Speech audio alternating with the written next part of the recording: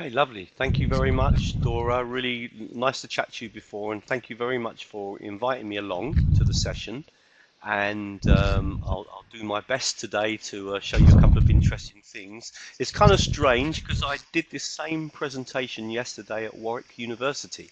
I was invited there to work with their staff, and we kind of did a very similar thing, and it went down really well. I hope that I can do the same for you all today. Um, just really quickly, I run teachertrainingvideos.com. It's a very popular website. Please go to it. It's completely free. It gives you lots of training videos to help you learn different technologies. There's about 1,000 teachers a day using that website now, so please make use of it, okay? And it's won me a few awards, as Dora said. So today, that's the website. If you go there, and you've got all these different titles at the top of all different technologies, and you can just click on them and then learn about the flipped classroom and learn about blended learning and learn about screen capture and learn about podcasting, etc., etc. So please make use of it. And incredibly, recently the numbers have started going up and up again. So I think it just shows you that there's more and more interest in using technology. Every year on that website, so about sort of 300,000 teachers a year, every year I do a survey. And if I asked the teachers on that website, on my website, what is the #1 technology?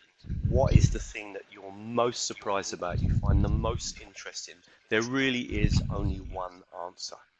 There is one technology that I would put above everything else that I've worked with. Now, I've done work with blogging and with wikis and with video, with Moodle and with Blackboard and with Google Docs and with Edmodo. I've worked with all these tools and I train teachers in using them. But there's just one tool, and that is the one that I want to look at today.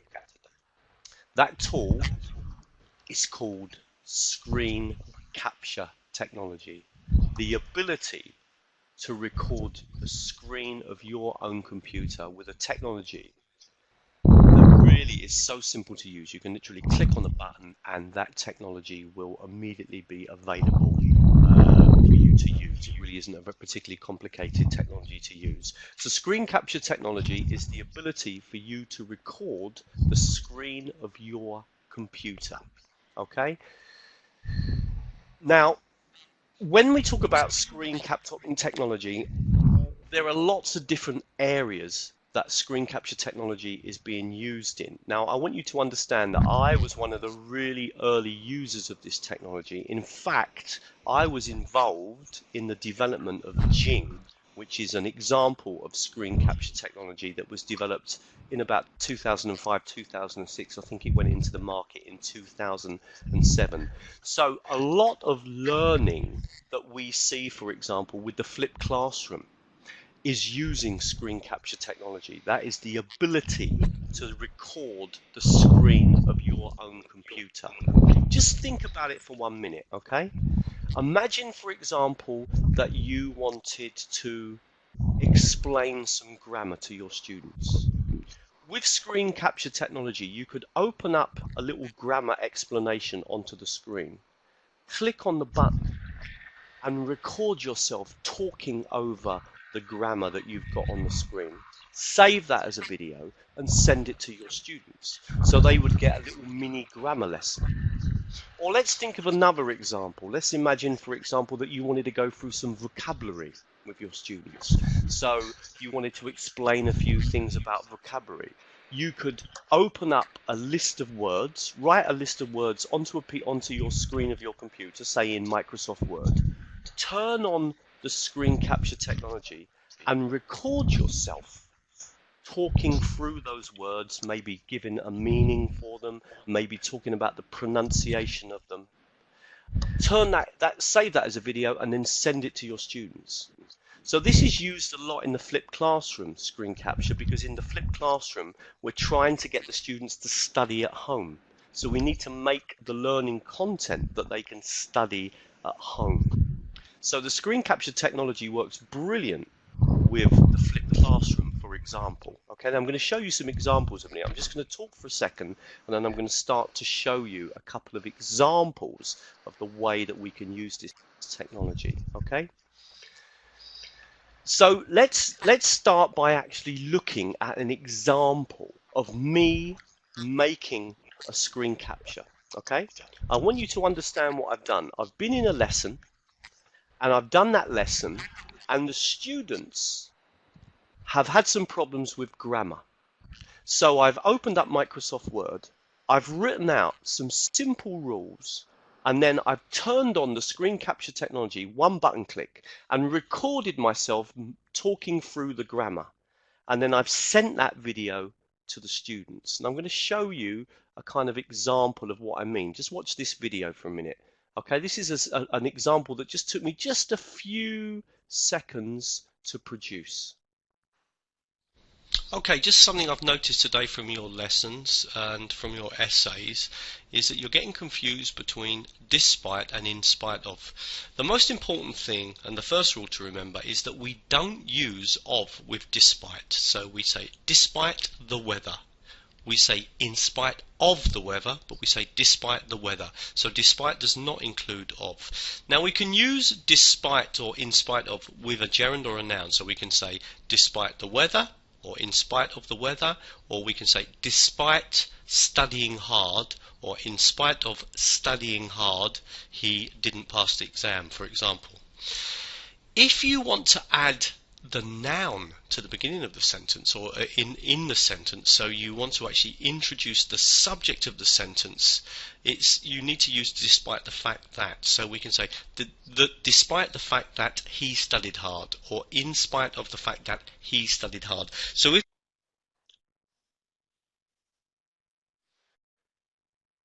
if I told you that that video took me literally seconds to make, I wrote out the grammar, I turned on the screen capture, one button click, and then I made that recording, and then I sent that to the students. So one of the things is that how easy it is to produce your own learning content, and that's essentially what we're doing in the flipped classroom. We're producing learning content that instead of doing it in the lesson, we're going to do it and get the students to access it at home. Okay, again, let me just repeat. That could be in French, that could be in Spanish, that could be in Greek, that could be looking at the present simple, looking at the past simple, could be looking at anything. I simply wrote out some grammar points in Microsoft Word, turned on the screen capture technology, recorded myself with one button click talking over that video, saved it, two button clicks, and then sent it to my students, or I could upload it onto Edmodo or upload it onto Moodle, etc. So the point I'm trying to make about screencast technology and why it's so useful is it is at the heart, at the center of most flipped learning. When we're doing flipped learning, then we're trying a lot to try to get our students to access content at home, and it helps to develop their autonomy. And so that way, if they're studying the grammar at home and doing the teaching stuff at home, then maybe we can spend more time in the class doing collaborative work and group work, etc. So that's essentially what the flipped classroom's about. And so screencast technology is one of the technologies that you see a lot used in the flipped classroom. If you think about the flipped classroom, it's kind of got two theories of learning. One theory is when you're at home, so the students are working on their own, they're watching a video like the video I've just showed you, and then perhaps we give them a little activity to do after, so we check their learning. So it's very much a kind of behaviorist transmission approach to learning. So if they do that at home, then you're hoping they come in the class, and then in the class you use that time for more group work activities. So one of the things you're trying to do with the flipped classroom is to try to maybe do a little bit less teaching in the lesson. So the students do that at home, and that way you can hopefully free up more time in the class for kind of constructivist group-based activities, lots of speaking activities, group work, sharing, processing the knowledge. That's basically what you want to do. So the first point I want to make is that screen capture is used for the flipped classroom. Okay, so keep that in mind. One technology, many different uses, and that's the point I'm trying to make today. Just want to talk about one thing about the flipped classroom. We all know that in language teaching, we don't stand at the front of the class and lecture for the whole time. We get our students to work in groups and pairs in class. In higher education, often the lecturer stands at the front. So the flipped classroom is not quite as important to language teachers as it is to other types of teaching, because we already flip our classes, but maybe we can do it a little bit more. Maybe those grammar explanations, those vocabulary explanations, those times when we talk about study skills, maybe that teaching stuff that we all do in our classes, maybe we could take even a bit more of that, put it online so that we can spend more time processing the knowledge. In other words, we do the low-level thinking skills, what we call here the comprehension and knowledge, the lower level thinking skills. We try to make videos that the students can access at home, study the stuff at home, so that in the classroom we apply that knowledge. Now I'm going to give you an example of what I mean. Let me take you through a scenario to help you understand. I teach first certificate, or I did teach first certificate. That's an exam in English about level B1, if I remember. No, it's going to be B2. And in that exam, at that level, the students have an oral exam from Cambridge assessments. Okay. Now, often in the class, the students ask me, Russell, how are we going to do that exam? What do we have to do in the oral exam? And I explain it to them. Well, maybe I can make a little video where I explain the exam to the students, and then what I can do is I can make that video and put that online so that I don't have to teach it in class. The students can access it home. They can do the low-level stuff at home, so that when they come in the class, maybe then we could practice the oral exam. Maybe we put the students into groups of 3. One of them is the examiner, and the other 2 students are what we call one of them is the interlocutor, and the other 2 are working as students. So what we're trying to do is low-level thinking skills at home. They learn about the exam. We make a video that explains the exam, so that in the class we apply the knowledge. We work, maybe we get the students to work in groups and think of the typical questions they might be asked in the exam. So this is what we're trying to do when we talk about the flipped classroom. Let me give you an example. So again, this video took me just 2 minutes to make. Let me just show it to you really quickly. So this video explains how the first certificate exam works. Okay, so let's start then with a little bit of a discussion about the 4 parts of the first certificate exam, and then we're going to go on to look at exactly how those different sections, those different parts of the exam are evaluated. Now, the first thing that I want to focus on is obviously part 1, which is normally just a few minutes long, 2 to 3 minutes really, and it really is just a series of questions in a way just to build the confidence of the candidate. And these questions are normally very general. They're often associated with how someone perhaps travelled to the exam centre on that day. They might be questions about where that person lives, possibly even some questions about what things they're interested in, perhaps why they're interested in English. There are a variety of questions, and obviously we've already looked a little bit at this particular section of the exam, and we've also looked at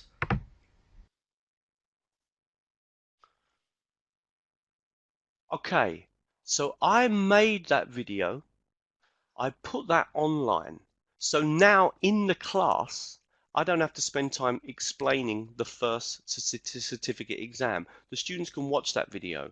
So in the classroom I can spend more time concentrating on actually processing and working and practicing for the oral exam. Less time teaching, more time practicing.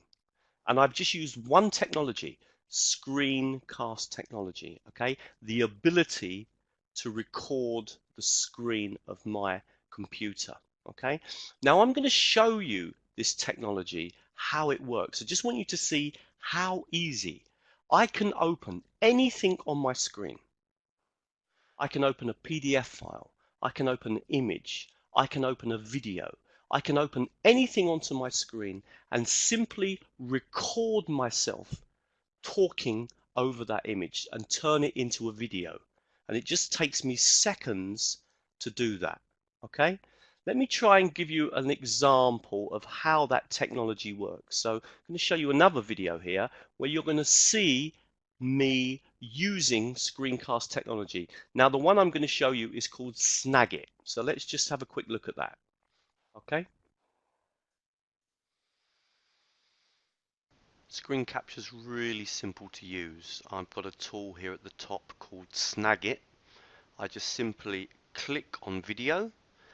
I mark the area of the screen that I want to record, so I can just mark an area of the screen, and when I click on this button, this area here will be recorded.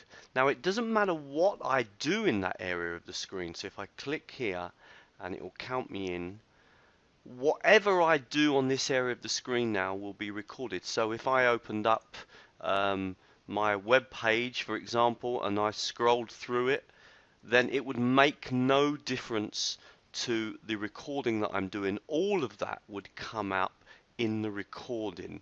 So it's very simple to use, and then when I'm ready I can just simply click on this button here and stop it. Let's just have a quick look. Now I can immediately play that recording back. On this area of the screen now will be recorded. So if I opened up my web page, for example, and I scrolled through it, then it would. So really simple for you just to mark an area on the screen and record it.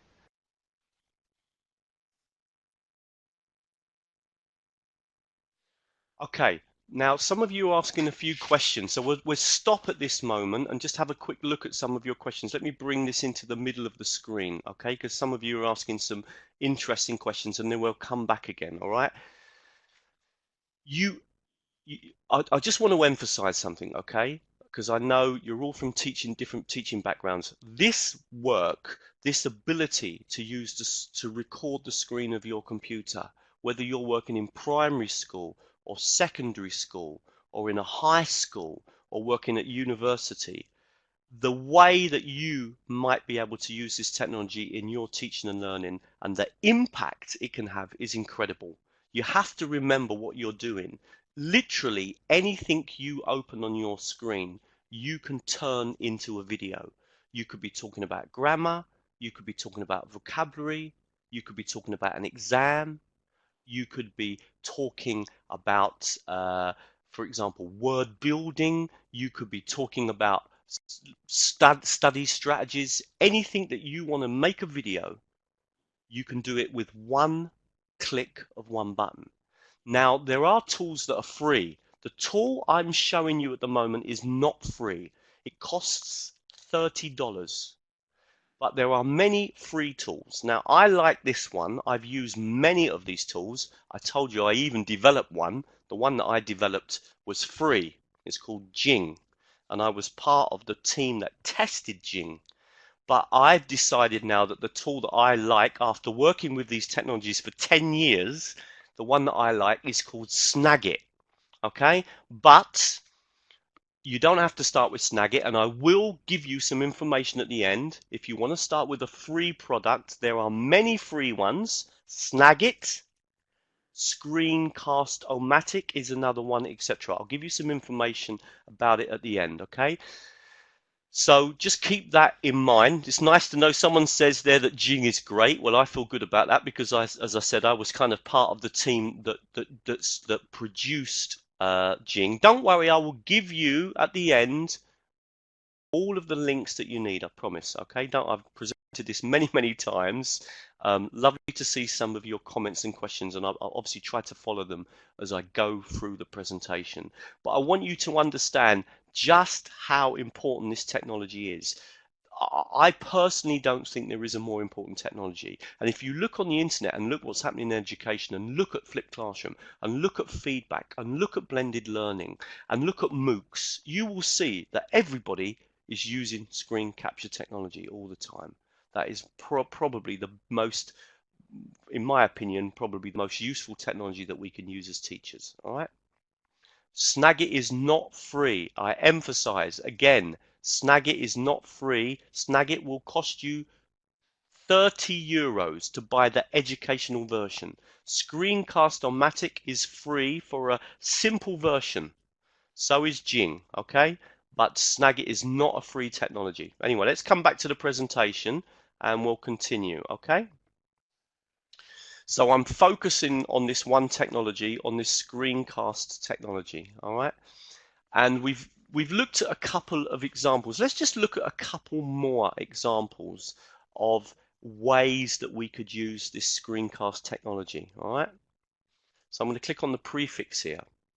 This one is just a simple word building exercise. So again, instead of me teaching this in the class, maybe I make the video, one button click, Jing, Screencast-O-Matic, Snagit, whatever tool you use, one button click, you make the video, and then you can put that onto YouTube or upload it onto Edmodo or put it into Moodle, and the students can access it. So again, you are pushing some of the teaching out of the class and putting it online. So let's just have a quick look at this. Can you imagine how quick I can do this? Okay, I can literally do this in a few seconds. Okay, this week's vocabulary focus is going to look at the use of im as a prefix that we can add to words that begin with p or m to give them basically the opposite meaning. So just to give you some examples here, the first one we've got is moral, and we can add and say immoral, which is the opposite. Mortal, and again we can add im, and that creates the opposite meaning. Now we can do the same with words that begin with p as well. So for example, we can say patient, and then we can add im and say impatient, and we can do the same with possible, and again impossible. Now this doesn't always apply. Let's just look at some exceptions now. Okay, so you can see again how easy that is for me to do and say to myself, either in a flipped classroom or in blended learning, that I make those videos, and I'm kind of getting the students to do a little bit more work outside of the class, more directed by me, so that hopefully I haven't got to teach this stuff in the lesson. Maybe we start the class with some type of actual exercise, practicing patient, impatient, moral, immoral. The idea again is that we're pushing some of the teaching out of the lesson and online, okay? And we're using screen capture technology to do that, all right? So I've given you there some examples of the sorts of things. Now I'm going to try and actually to show you live me using screen capture technology. So I'm going to share the screen of my computer, all right? So let's hopefully this is going to work.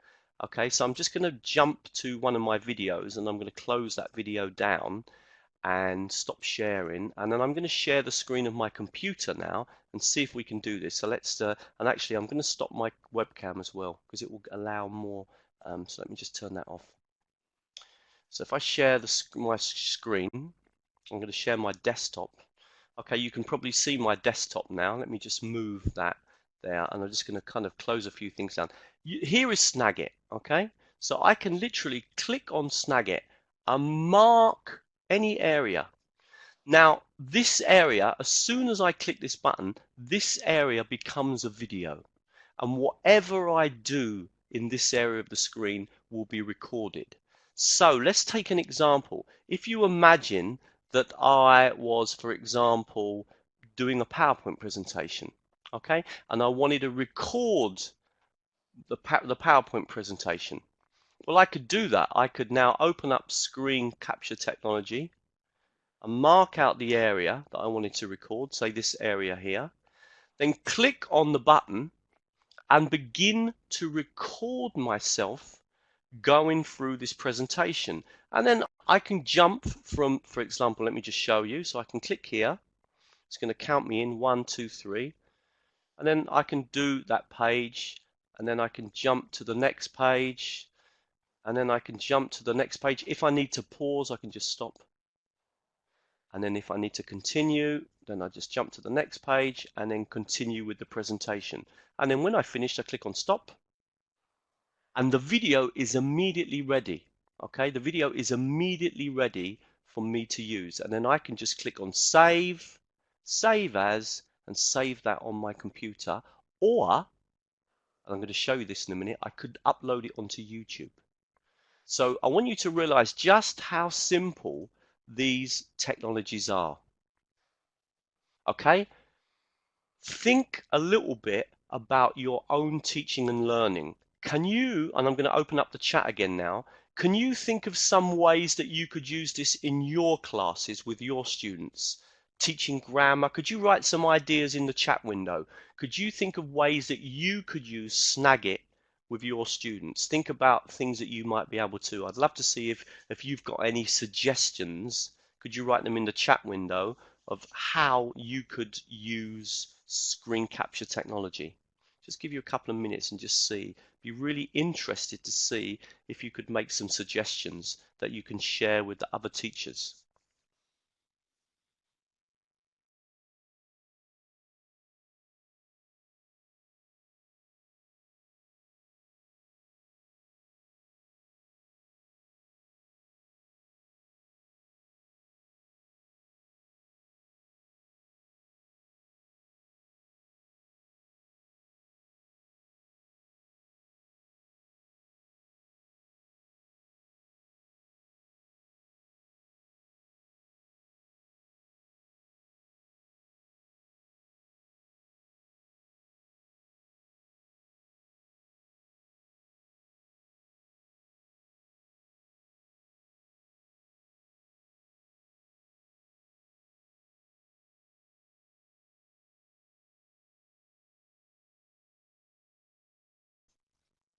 Just giving you a couple of moments to write your ideas up, because it'd be nice to get some ideas from other teachers, and then I'm going to show you some more ideas. I'm going to show you some of the stuff that I did that won awards.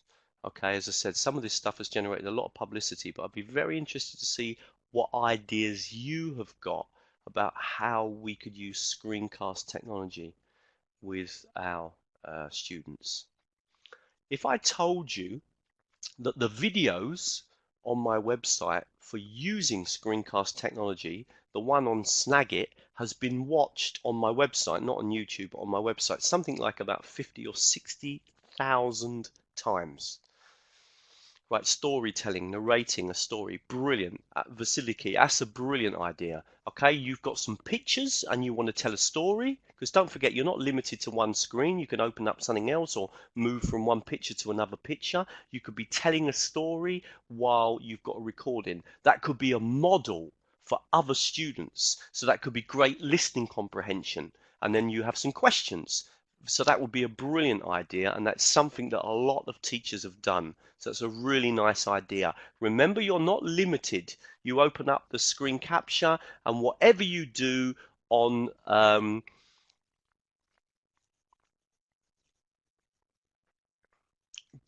brilliant. The only thing is, yes, you can. You could. The only thing is though, with the remember, you can only record the screen of your computer. You can't record yourself. Yeah, great, Sarah. That idea about the layout of a letter, brilliant, absolutely brilliant, Sarah. Imagine that, opening up the letter onto the screen and then talking about it. The address goes here, dear goes here, yours sincerely goes here. Absolutely brilliant. Okay. Yep, brilliant. Gordana, lovely idea about students with special needs. Okay. When I first come up with my work with screen capture, that was 10 years ago, and I'm going to show you it in a minute. Loads of people contacted me from companies that work with dyslexic students and said, Russell, this stuff you're doing is great for working with dyslexic students. Okay, Elisa, working with dictation. Now, that is a lovely idea. You can have some text on the screen and then you could be reading it out. The students could either use that after, or what about them doing the same thing for their own practice of their own pronunciation as well. So again, very, very simple way of good to do it. You start to get the idea. You could be doing this almost with anything. Okay? Well done, Elisa. That's what I've done. I began to get my students to use the technology. First of all, I was confident with the technology, and then I started to get my students to use the technology and record themselves giving PowerPoint presentations, okay? Or record themselves talking over a picture, or record themselves presenting their favorite website to me. Okay, so I've done loads of different experiments, okay?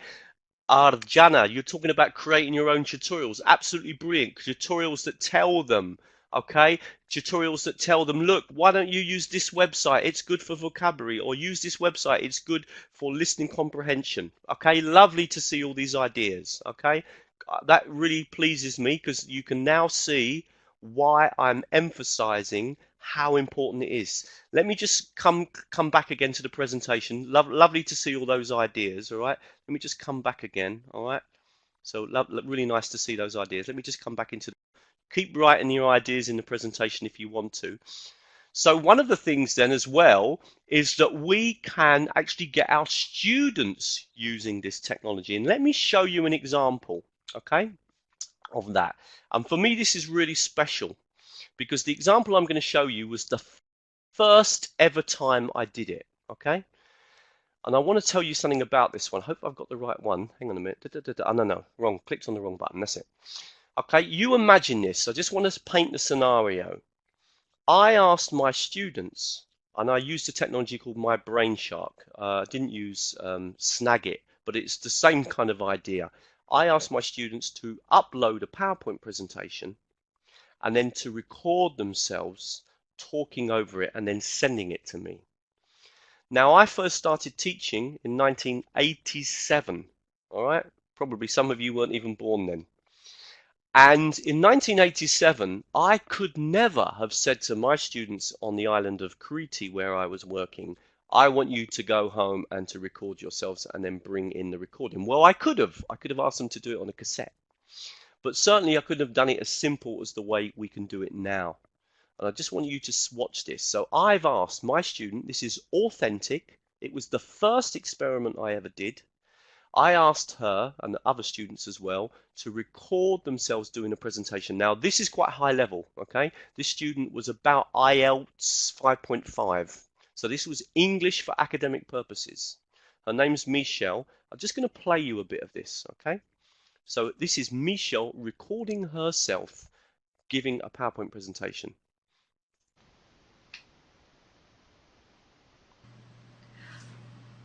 Good morning, ladies and gentlemen. Today I'm going to talking about security and privacy of electronic business.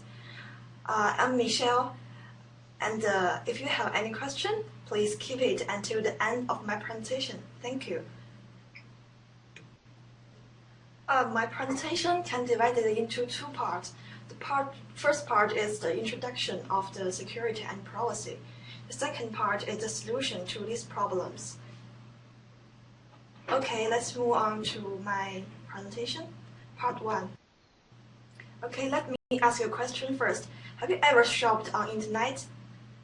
Yes, I think most of us have the experience of shopping on internet.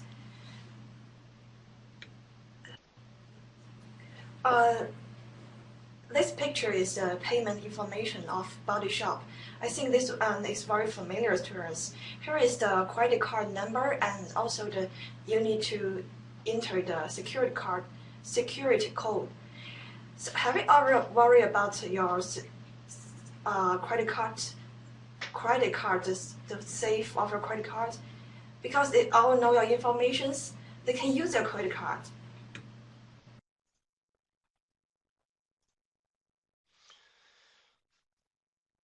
Okay, I just want to talk a little bit about that presentation, okay? So that was a student called Michelle. that was done, I think, in 2009 or something like that. She has recorded herself talking at home. That was her homework, and then sent me her homework. Now, I made a lot of mistakes when I did that, and I'm going to just tell you about those. Number one, don't do this, okay?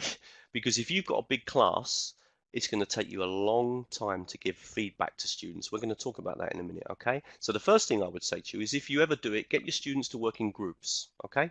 Brilliant idea, but if you've got 30 people in the class and you've got 30 recordings to listen to, then it's going to take you a long time. That's what I did. The first test I ever did was with 25 Japanese students, and it took me hours to give them feedback. Okay, so it's a great idea, but you need to think it through a little bit more. Number two, limit the number of slides. Michelle did a very long recording. She didn't need to do that much, so 5 minutes would have been enough. So limit the students, for example, to 5 minutes, or tell them only 5 slides. Okay, that will also help the way that you can do the work with the students. And another thing is, and this is perhaps the most important thing, and this is perhaps where I am at the moment with my work in this idea, is that what I began to realize was that really I could get Michelle to evaluate her own recording. In other words, I could give her feedback, and that feedback could be really useful, but she could also give herself feedback. So when I get Michelle to do the recording and then send it to me, what I can do afterwards is give her a feedback sheet where she can go and evaluate and self-reflect and self-evaluate what she's done. This takes a lot of pressure off the teacher. And this is some of the work that I'm doing at the moment, or I was doing when I was at Warwick University. I just recently left Warwick. So we might get the students to do a recording, but then we give them this sheet where we get them to think about different things, how they produce the slides. One of the things about when you do this is that you can not only focus on the language and on the fluency and on the grammar and on the intonation and on the pronunciation, but you could also think about the digital literacies. So you could ask them questions about the actual slides. You can ask them questions about the process. How did they prepare it? Did they practice it? Did they record themselves before? How many times did they do the recording before they shared it? Etc. Where did they get the content from? You can actually ask them a whole series of questions that will help them to evaluate what they're doing. Now, the reason we started doing this is because I noticed that many times when I was giving feedback, really the students could have worked it out for themselves. So they didn't always need me to provide the feedback to the students. Rather, I could give them some questions to think about, and therefore they could then give feedback. And what I might do is listen very quickly to all of the recordings from the students and then highlight some key problems that they're all having. So I don't have to specifically give feedback to individual students. Rather, I get them to self-evaluate. Another idea that you might want to think about with this, right, is that you ask the students, say, to do a recording once a month. So let's say during a course they do 5 or 6 recordings, and at the end, for each recording that they do, you ask them to self-evaluate. So you're not evaluating them, and at the end you say, right, you did 6 recordings. Which one do you want me to evaluate for you, or which 2 do you want me to put forward for formal evaluation, for formal feedback? Okay, that is a really nice idea, and we're kind of doing that on a few courses that I'm working on with the Norwich Institute of Language Education as well at the moment as well, where we kind of doing something similar. It's not in speaking, but in other areas. So this idea of them, for example, making a series of recordings and then you getting them to evaluate their own recordings, and then possibly you then afterwards at the end of the year saying, right, which are your favorite 2, and I will give you formal feedback on them. That's an idea. But this thing about getting the students to record themselves speaking is really, really interesting with that idea. Okay, now I'm going to go back and show you something else really, really special about screen capture technology, and really nice to see all your ideas that are coming up in the screen. Okay, so I'm going to record, I'm going to share my screen again. I'm going to come back, I'm going to share my screen. Okay, I want you to see this because this is amazing. Share my screen. So I'm going to click share on my desktop. So this is actually my website. Please come and have a look when you get time, but we'll talk about that at the end. Okay, I'm just going to close this down. So I'm going to show you again how to use Snagit. Okay, so you click here, you mark the area that you want to record, and anything in this area will be recorded. So let me give you an example.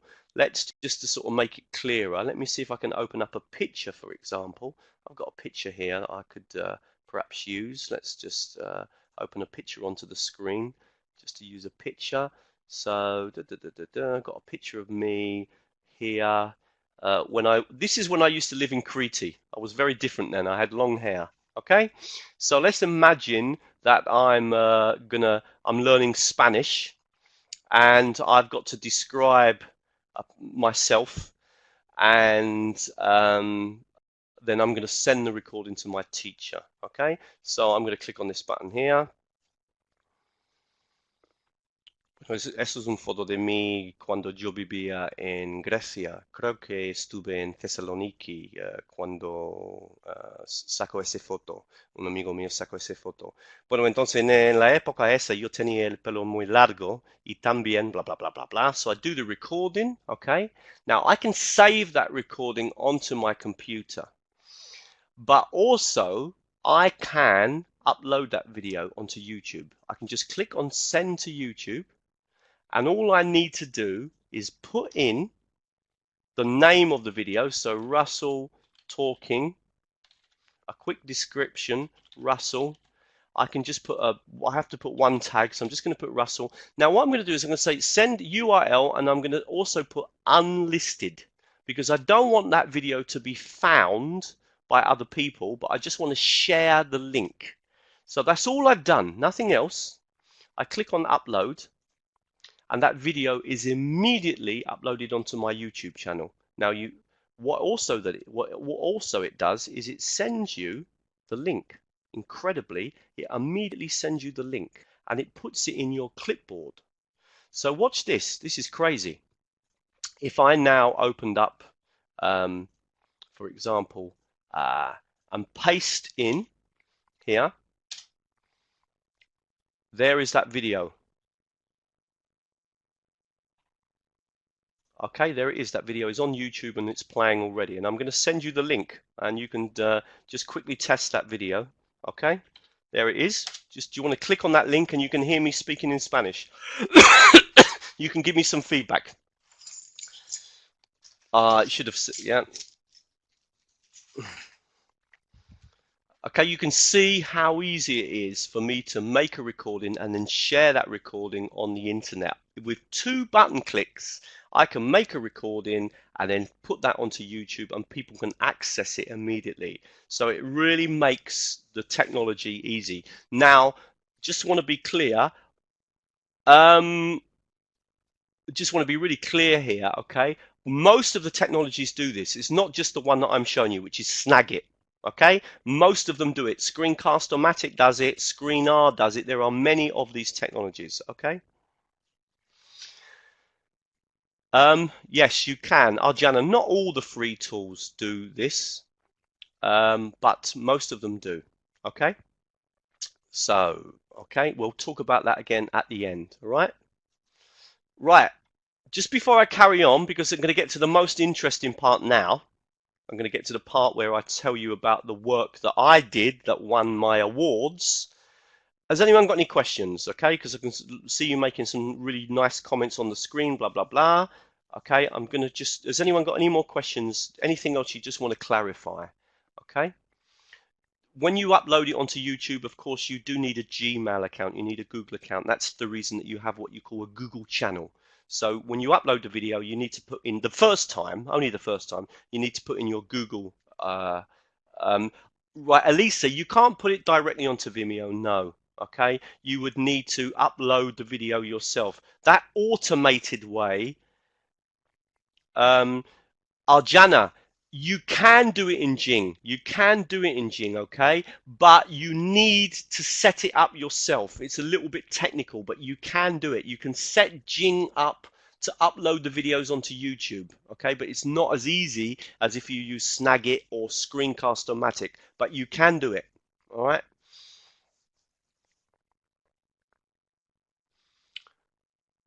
Any more questions? Otherwise, I'm going to show you the most interesting things. Yeah, Elena, don't forget, I didn't make the video public. I set it as unlisted. You can't find that video by searching on YouTube. The only way you can access that video is if you have the link. But there are many ways of saving that video. You can put that video into Google Drive. You can put that video into Dropbox. You can put that video into something called Screencast. There are loads and loads of ways, okay, that you can you can actually share the video. All right.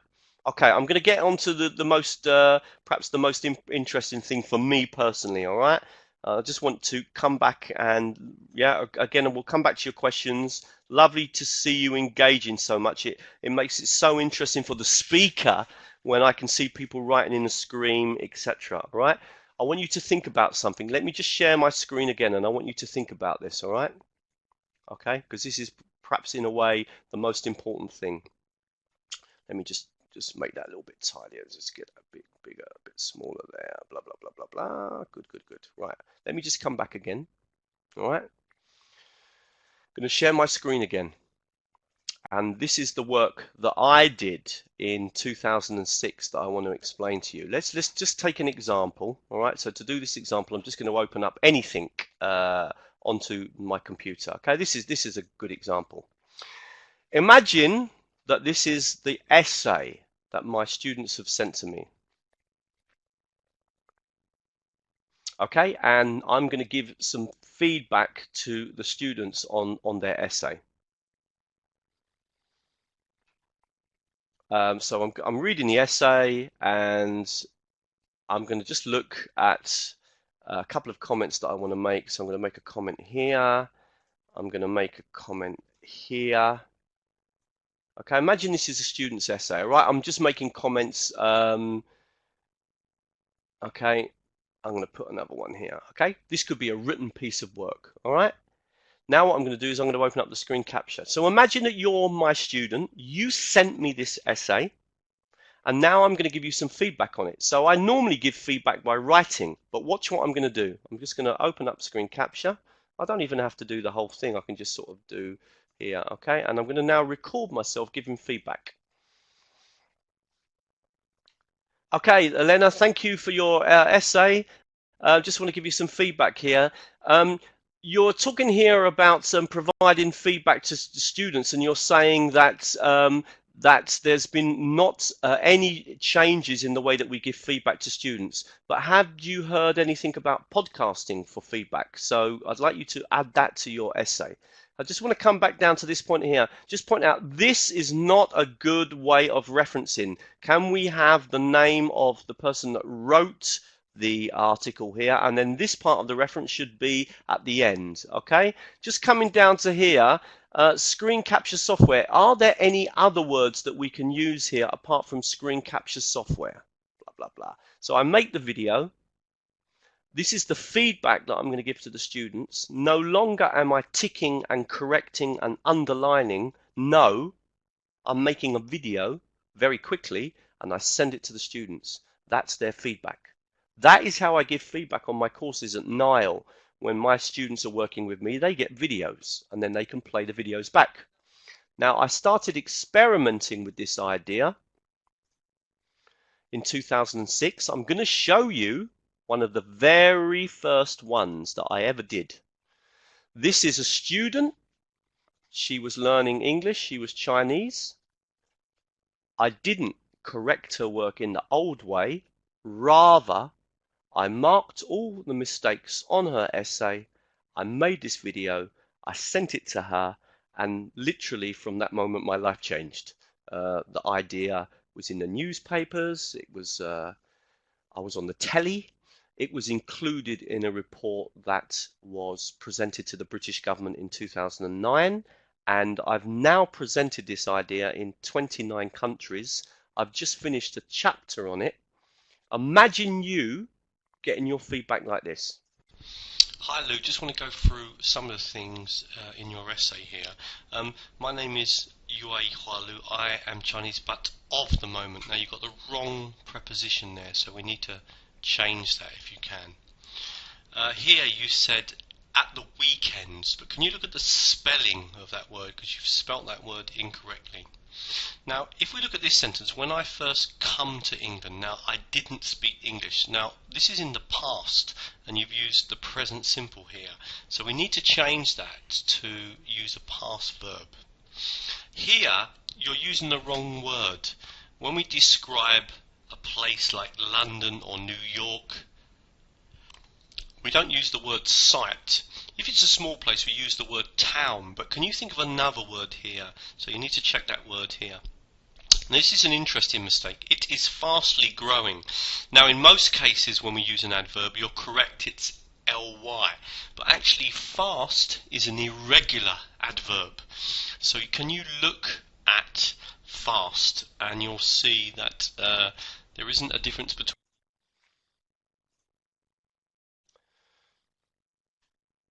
Okay, so you've just seen an example, and in fact on this screen here, on the right hand side of the screen, that was the very first newspaper article published in 2006, December 2006, when the idea first came out. And on the left hand side of the screen is in fact the very first article that I ever published on this idea.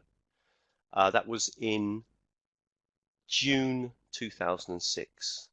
The idea of using screen capture to give feedback to our students. Now, I just want you to think about this for a minute, okay? Sometimes that's going to be too much work for individual students. If you've got 30 students and you want them to, for example, watch the video and to rewrite their essays, it might be too much to give them feedback individually.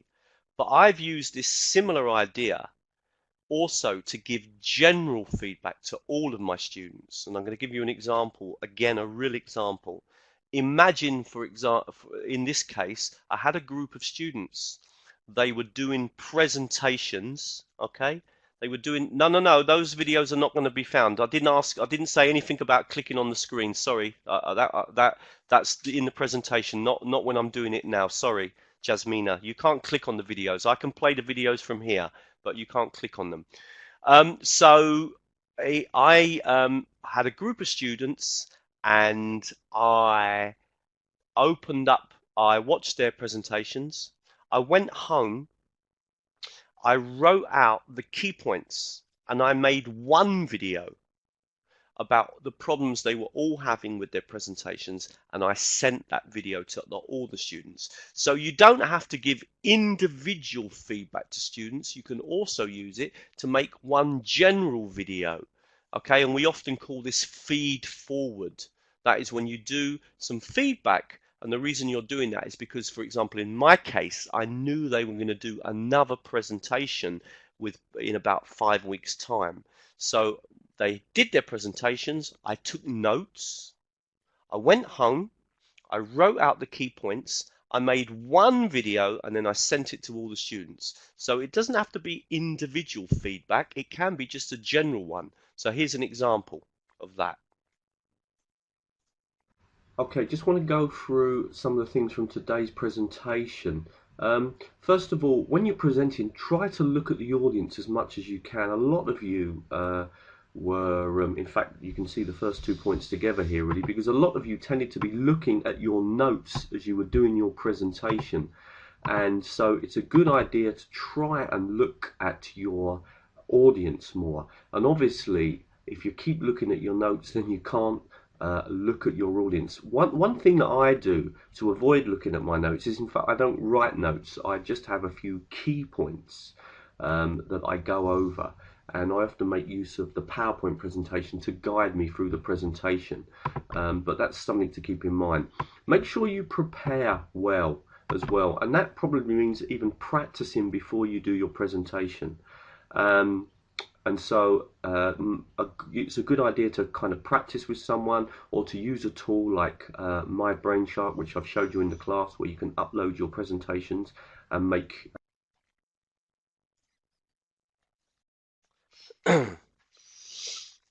Okay, so you can see that you can use that idea to give individual feedback to a student or general feedback to the whole group.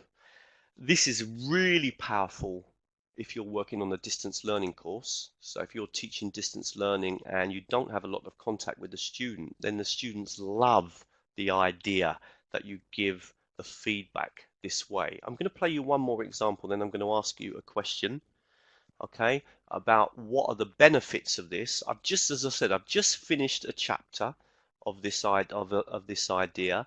I'm just going to show you another example, okay? This is a higher level. So this is, funny enough, this is actually someone who was writing about using screen capture. So they're actually writing about what we're talking about today. So they've done a paper on using screen capture technology, and they sent it to me, and I'm giving them some feedback on their work. So let's just have a quick look at this example. Again, this is a real example. Yeah, I just want to provide you with a little bit of feedback on your essay. And the first thing I want to point out is just we come down to here, and I was noticing that you were talking about, I think you're not describing very clearly exactly what screen capture does. And I think it's very important that we explain that if you highlight anything, if you write anything, if you move your cursor on the screen, on the student's written work, then that comes out in the essay, because I don't think you're making that point very clearly here. So I think you might need to rethink that point. Another little point I just want to bring up is here, you use the word live. Now, I think live is not really the right word. I think you're going to need to explain. It's not a live recording, because obviously the student is playing it back after the teacher has made the recording. But what it is more is a conference. It's very similar to conferencing in the way that it kind of feels like the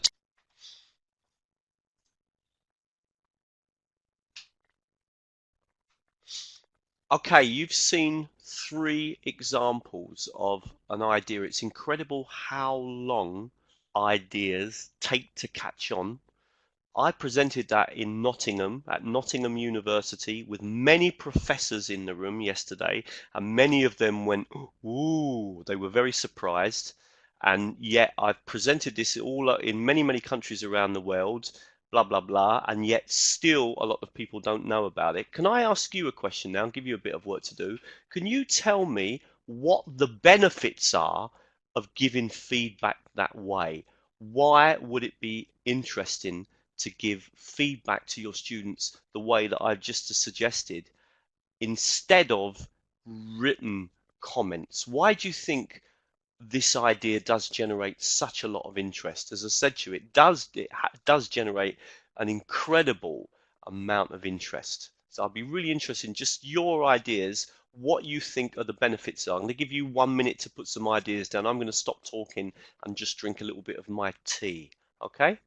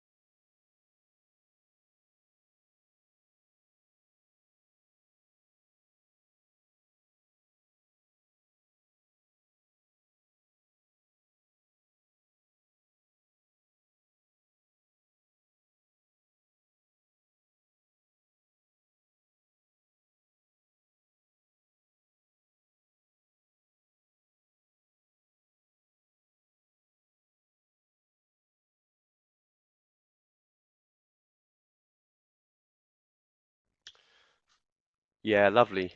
Some of your ideas. One of the things, yeah, I love that point about Helena about it fosters autonomy. Yeah. Um, Yeah, I like that, Helena. You also made the point there about me not giving them the answer. I can explain the problem and then leave them. Don't forget, you don't have to necessarily do it in the L1 if you were working in, sorry, in the L2. You might want to do it in the L1 sometimes. I've seen quite a lot of examples of that done as well. Um, One of the things is that you can give a lot more information.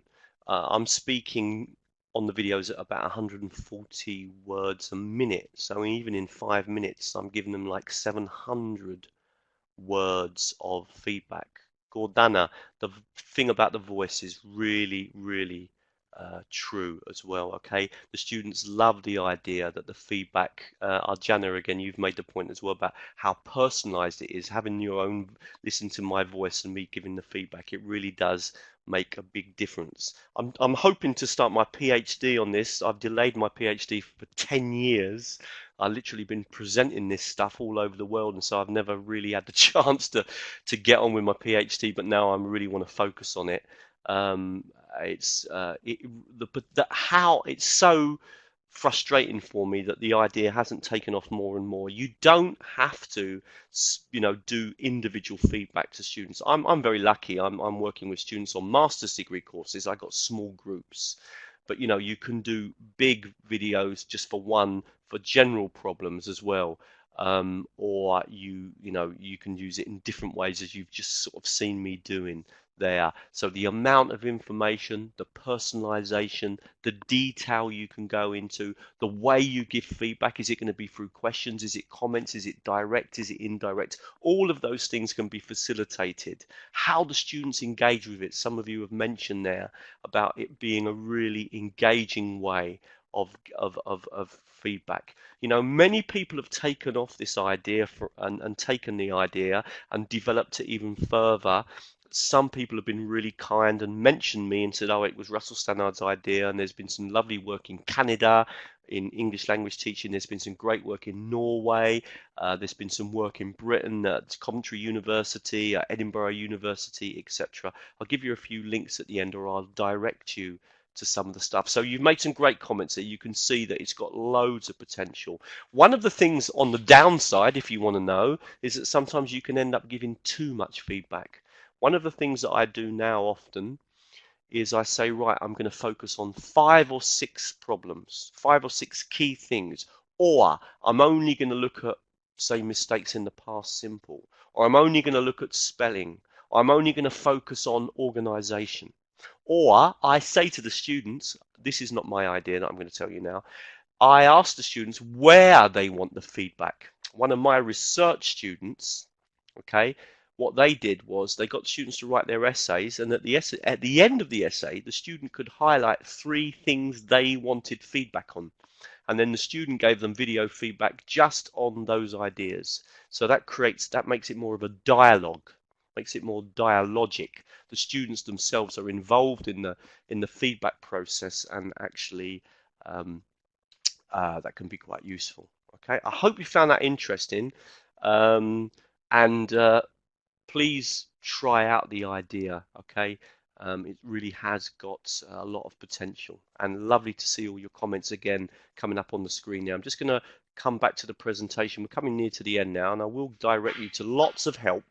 Okay, lots and lots of help to if you want to try out some of these ideas. So we talked about the flipped classroom. Okay, and different ways that we talked about any type of blended learning, just doesn't have to be the flipped classroom. And now we talked about feedback, and we've talked about the way that we can use this technology for feedback, and we've also talked about the fact that the students can use it. Now I'm going to just talk a little bit about the technologies. If you're working in a big organization, some of you might have Camtasia. Camtasia costs $179, and that is the educational version, and no teacher's going to spend that kind of money, but some organizations actually have Camtasia, so you might want to find out if you're working in a university or a big school if you've got that. Snagit, the educational version of Snagit, so you need to write Snagit educational version, is going to cost you $30. and that is forever. So you buy it, you've got it forever. Okay. A few free tools: Jing, which is the technology I told you that I actually helped to develop; Screencast-O-Matic, Cam Studio. Those are all free. They're not as good, and my personal preference is Snagit, okay? But you might want to start with something like that, or if you can afford $30, buy it. You just buy it once, you got it forever. It's not like a monthly payment or anything like that. So that gives you a few, but if you go on the internet, there are hundreds of these, and some of you might want to even suggest in the chat window some other ones. Those are just three or five different ones that I've worked with, okay? Screencast technology, all right? So that's sort of examples there. I've already showed you that you can link it to YouTube as well, so you can add the screencast onto YouTube. You know also that students can learn to use this technology. They can download Jing or Screencast-O-Matic. They can download the free tools, okay? So you can do it for lots and lots of different things with students as well, all right? So in conclusion, what I want to try and say to you is that the reason I've chosen this one technology, and I'm going to give you some help in a minute, but the reason I've chosen this technology today is because it can help you with so much. It can help you with the flipped classroom. Some of you might know what the flipped classroom is, and blended learning, grammar, vocabulary, exam guidance, etc. All that kind of stuff, anything really, how to assessments, anything that you want to record yourself talking about. It can also help you with feedback, either on an individual or a group level. And even some people have got students to use the technology to record themselves giving feedback, reflecting on their own work. So even that's happened. And of course, you could even get the students to use this technology to talk. So they could be doing a recording just like the one I did, imagining that I was a Spanish student. So one technology.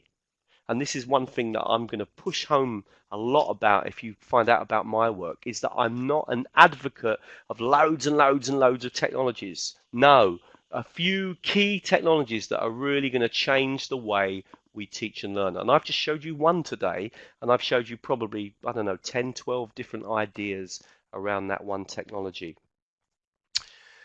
Here are some references. I will obviously make sure that this goes up online, but I'll show you in a minute also where you can get these if you want to get them immediately. All right. First of all, help with Snagit. So I know that we're going to share this presentation.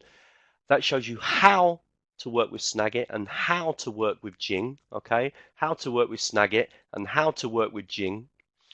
I'm also going to give you an article with a video where I wrote about 10 ways that we can use screen capture, and another one that talks about screen capture and the flipped classroom. So all the same idea. And then here's a recent article that I just published in Innovate My School about using that feedback idea, because that idea is still growing and growing and growing. And there's been a recent interview with me about using screen capture, etc., etc. All right, so we'll make all of that available to you. And if you want to follow my website is teachertrainingvideos.com, and you can find me on Twitter. I have about 15,000, 16,000 followers on Twitter now, Russell19551955. Just before we end, just going to quickly show you, just to make this really clear, all right? Just going to screen capture for the last time. Just going to quickly share my screen one last time. So I'm going to share my screen.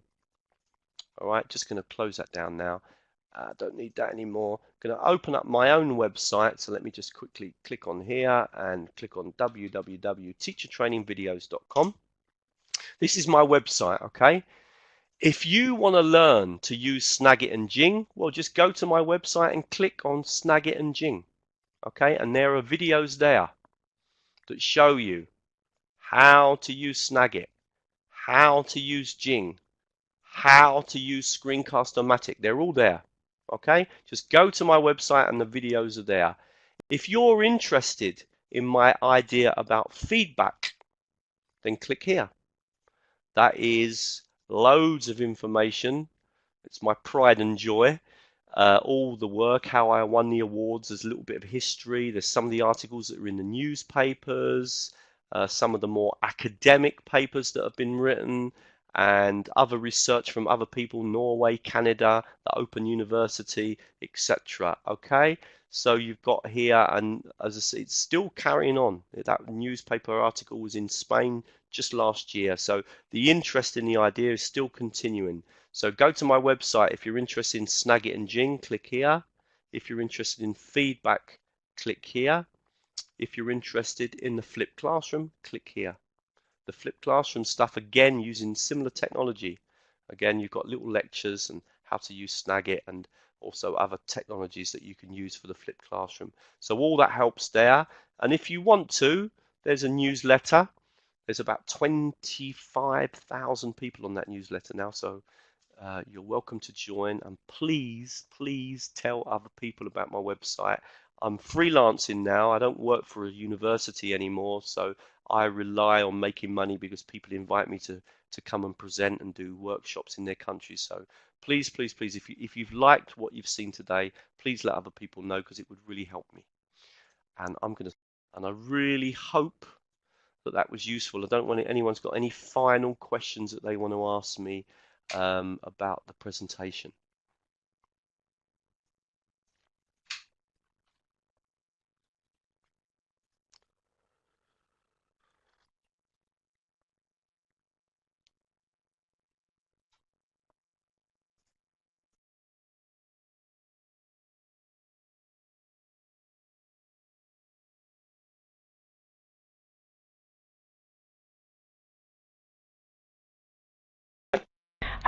Hello there. It was such an inspiring talk, Russell, and thank you so much for it. And we will spread the news and share your website, which has been really useful. I've used it many times, and I think that everybody will also use it as well. It's been great to have you here with us, and as we said in the beginning, the invitation is open, and we'd love to hear from you again in the future.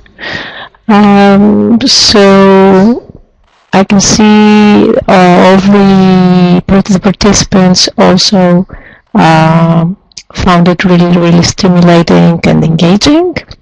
So thanks once again, and I'll mute my microphone now again. Great. Thank you, Dora. Thank you for inviting me. And can I just say a big thank you to all the feedback that you was giving me during the presentation. It really helps when people are asking questions and everything like that. And that was lovely. Okay. Sorry, my Twitter is 1955 Russell 1955, not 1955 only one. Okay, Russell 1955, which is the year that my mum and dad got married. Thank you very much, everyone. Okay, I'm gonna have my dinner now. My girlfriend's telling me that dinner's on the table, so I'm gonna go.